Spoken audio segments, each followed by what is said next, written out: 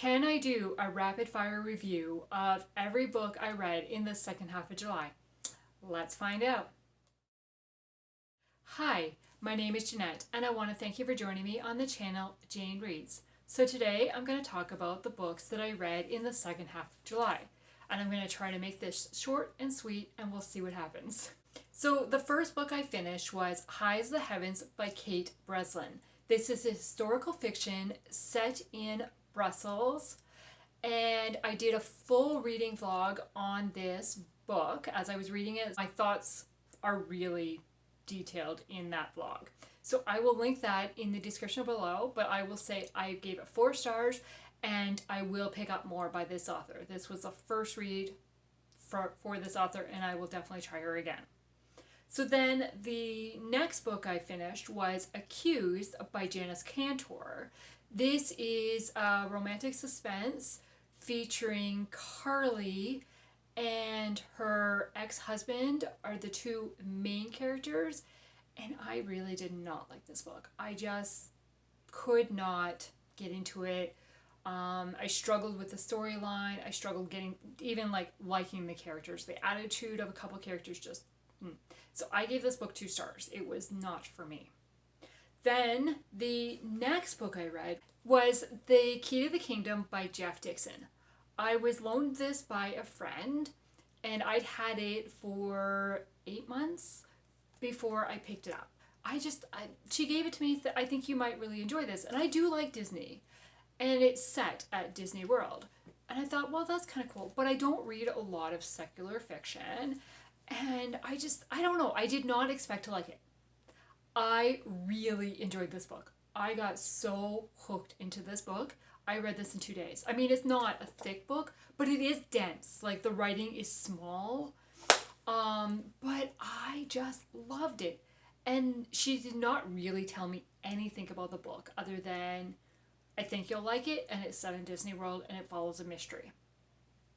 Okay, well, that sounds like up my alley, but I don't know. I should have picked it up much sooner than I did. So basically, the main character is a pastor in a local church in the Orlando area. I think the town is called Community. Does that sound right? I don't know. I can't remember now. But so he is given kind of a clue to a scavenger hunt and sent into the park by an Imagineer who works at the park. And he's sent on this scavenger hunt, and he finds a clue and then has to follow it. And then the co-workers, so the other ministers at his church, like the youth pastor, the worship leader, that thing, get involved in this. And then there's a park employee that gets involved and stuff, and we're following. What I really, really enjoyed about it is it's detailing scenes at the park and some of the behind the scenes of different stuff, like a ride, for example. He goes behind kind of where the employees would go and stuff, and I really, really enjoyed it. And I could picture what he was talking about because I'd been to Disney World, or I've seen enough videos about Disney World that I knew what he was talking about, like what I was reading. And I was very invested in the mystery and trying to figure out, as he's given the clue, what does that clue really mean and where is it leading him next? I felt like I was really right there with him doing it. I really enjoyed this book. And it is a series, and I know my friend has a full series, so I'm going to be asking her for the next book. But not right away. But I do want to read the next book. It's just, I have a lot of books that I need to prioritize this year. So, yeah. But yeah, I really enjoyed it. And there is no language in it, which I really liked about it. I mean, and Jeff Dixon, I found out, because I didn't read anything about this book going into it, Jeff Dixon is also a pastor in the Orlando area. And so it's like the main character sort of based off him, so that's kind of cool. So yeah. Okay, then the next book I read was The Art of Losing Yourself by Katie Ganshert. This one, I had high hopes going into this one, really expecting to love it. It is women's fiction. we are following two sisters who have been estranged for a number of years. They are half sisters, so they share the same mom. They have different fathers. And the youngest sister, Gracie, the older, Carmen is the oldest. Sorry, I lost the name for a minute. So Gracie gets into a fight with her mom, and then, or first, she gets suspended from school at the very beginning of school. She's a 17-year-old high school student. She gets into a fight with her mom because of the suspension, and her mom says, "You're going to live with your dad." And she doesn't want to go live with her dad, and she doesn't really want to stay with her mom either. Her mom is an alcoholic, so she runs away. Her sister Carmen ends up finding her at their aunt's inn, and so Gracie went there thinking that the aunt was still there, and the aunt has been moved into a nursing home because she's dealing with dementia. And Carmen ends up finding Gracie there and takes her back to her place. And Gracie has always seen Carmen as the perfect child. Her life is perfect. She's married, has a job as a meteorologist on a TV, like on the news, and she feels abandoned by Carmen, because if Carmen knew what living at home with the mom was like, why didn't she come and help her? And then we have Carmen, so the story is told from both perspectives. And we have Carmen, and we find out that her life is not as perfect as it may seem to others around her. Her and her husband have been trying to have kids, and they've had a number of miscarriages, and they're really sad and disappointed about that. And Carmen is not handling it well. They are on the list with a social worker to adopt, like foster and then adopt a kid. So she's like on edge every time the phone rings, hoping it's the social worker and stuff. And she's been pushing her husband, Ben, kind of away. And he just wants to help her and prepare. Now, it kind of is like ironic, but Ben is a high school football coach. And I don't know, I'm sure I've mentioned this before, but I do not understand football. I don't know anything about it. And I seem to always find books that have football in it. And the main character is very involved in football. And I was like, really? Again? But that didn't, I mean, there was a bit of talk about it. They're going for the state championships and stuff. There's a bit of talk about it, but I mean, not enough that I knew what was going on.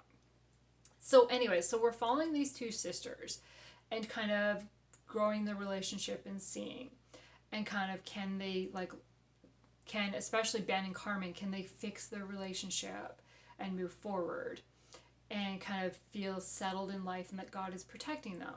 And then Gracie, can she come out of the bad situation that she's in and kind of her life turn around and move forward. So I really enjoyed following these two characters. Surprisingly to me, the one character that I enjoyed the most was Gracie, the 17-year-old.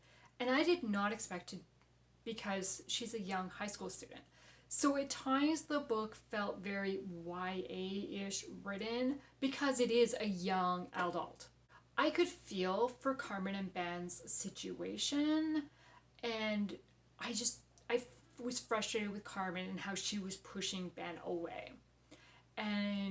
But I really liked, again, the male character was my favorite. I really liked how Ben really he gave her the space when she asked for it, and then at one point he's like, no, not anymore. We need to work on this together. And I really like that. So I kind of have an up and down relationship with this book, because also at the very end of the book, it ends and I was like, that's it? That's it? What? It wasn't a wrapped up ending, and I didn't like that. So I gave this book 3 stars. It was okay, but I was hooked into it, but I was also I wasn't in love with the characters. So yeah. Okay. Then the next book was an audiobook, which was River's Edge by Terri Blackstock. I have read this one before physically, but I listened to it on audio. It is book 3 of the Cape Refuge series. We've got the mayoral race is happening in Cape Refuge, and one of the mayoral candidates his wife ends up going missing, and then they find her body. And it comes out was like there was a possibility he was entering an affair. Is the husband being framed, or is he actually guilty? What's going on? And so we're following that all storyline. And then we're following a storyline of Morgan and Blair, who are the sisters we met in book 1. So we're following a lot of the same characters throughout this whole series. And then each case is a little bit different, so there's new characters introduced as the cases happen, right? But the main characters are Morgan and Blair, the sisters, and then the 2 males that are involved in their lives. And so I liked that because we're still, like, it's like real life. We're following what's happening in Morgan and Blair's life as this case is also happening, and they're investigating, and we've seen them grow throughout the series and move forward. What I struggled with is there's a couple of characters brought into the story, and I understand why they're brought in, but they also felt forced into the story. And they could have just stayed kind of more in the background because, like, obviously they're going to relate to that character because they're living at that person's house. But they didn't have to be involved in the case because they weren't in town when it happened and they just moved in. And so it kind of felt contrived in some ways. And that one particular character really annoyed me. Like, the actions of them, it was like, wow, like, really? This is what they've done for you and this is how they're treating you? Like, just... yeah. And it just felt there was a lot of, like, what's happening with this one relationship is happening with this other relationship, and they're very similar, and lives aren't like that, right? Like, not everybody's dealing with the same thing at the same time. So, yeah, I don't know. So I gave this book 3 stars, but, I mean, I did pick up book 4. I'm currently listening to it right now, so I'm going to finish out the series. It felt kind of, I mean, this series is from 2000 and something. 2004. So it's, like, you know, it's 20 years old now, right? And, I mean, almost 20 years old. So it just felt dated at times, but, yeah. So then the last book I read was Summer in the Spotlight by Liz Johnson. This one has released or is releasing. It either came out on August 1st or it's coming out on August 8th. I can't remember. And I don't have it written down in front of me.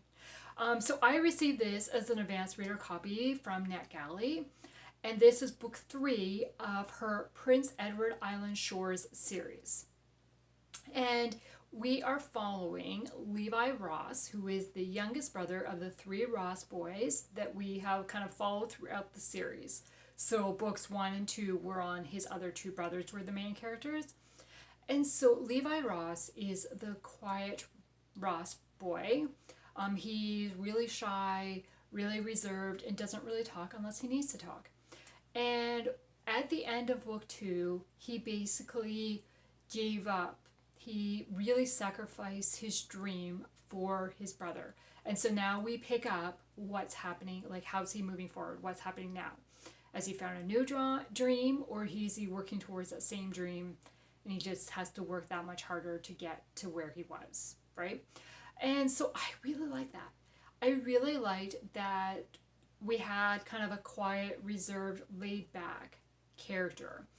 And then the female main character is very much into drama, and she is fighting to save the playhouse in the theater. And so she is very outspoken. I don't know if outspoken is the right way. She's very outgoing and comfortable being in front of people, and she used to act on the playhouse stage with her grandmother, and she has very fond memories of that. And Levi and this character have known each other. They kind of grew up together, especially through like kind of the teen years and such, and then she went away for a bit and now she's back. But they knew of each other because, I mean, they went to the same school, they grew up in the same community, but they weren't really friends. But that's mainly because Levi hardly talked to anybody, right? And so she works at the school, and Levi works at the school as a janitor. She's a teacher.